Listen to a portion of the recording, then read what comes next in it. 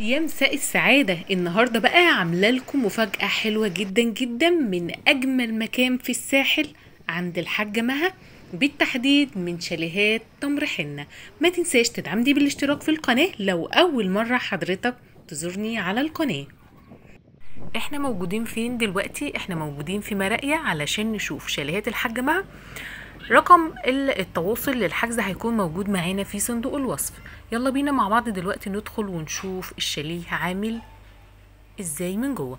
الشاليه جميل جدا والموقع بتاعه ولا اروع، لان هو عبارة عن صف اول بحر، وكمان موجود قدامه بالظبط البسين.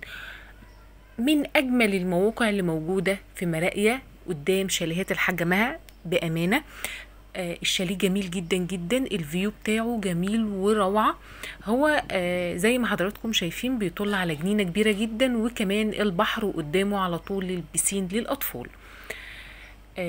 هندخل دلوقتي ونشوف كل التفاصيل عن الشاليه. زي ما حضراتكم شايفين الشاليه مجهز تجهيز عالي جدا. الكنب كله بيتفتح سرير، الكنب من أباني، شاشة، سفرة جميلة جدا ومريحة. هندخل دلوقتي ونشوف غرف النوم.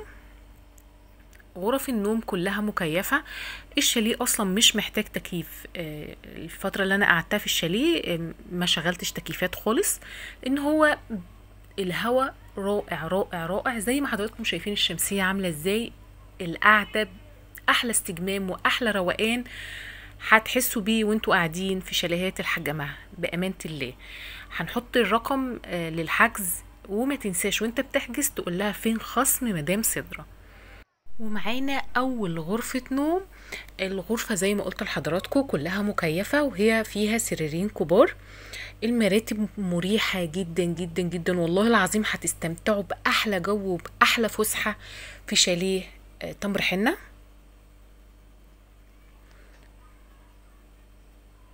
هنطلع من غرفة النوم الأولى وهندخل على الغرفة الماستر. فيها سرير كبير جدا زي ما حضراتكم شايفين، وزي ما قلت لحضراتكم المراتب نظيفة جدا جدا جدا وكمان مريحة. وده الدولاب اللي موجود فيه كل المخدات، وفي كمان فرش إضافي للي حابب يغير لو واخد فترة طويلة. الفيو رائع جدا، كل الغرف بتشوف البحر. ده المطبخ معانا. المطبخ مجهز تجهيز عالي جدا. كل الأواني اللي فيه كانت جديدة. طقم تيفال أصلي موجود، وطقم أكروبال موجود برضو للأكل، وميكروويف وتلاجة، وفي غسالة برضو فوق اوتوماتيك. الشاليه موجود فيه حمامين 2. ده اول حمام معانا، في غسالة فوق اوتوماتيك زي ما حضراتكم شايفين. وهنشوف برضو مع بعض دلوقتي الحمام التاني. الشاليه كبير جدا جدا ومريح، وبصراحة من اجمل الفسح اللي انا اتفسحتها في الساحل كان فعلا في المكان ده. المكان مراقية مجهز تجهيز عالي على فكرة، في سوق كبير جدا موجود فيه، ومطاعم كتيرة جدا زي ما حضراتكم شايفين.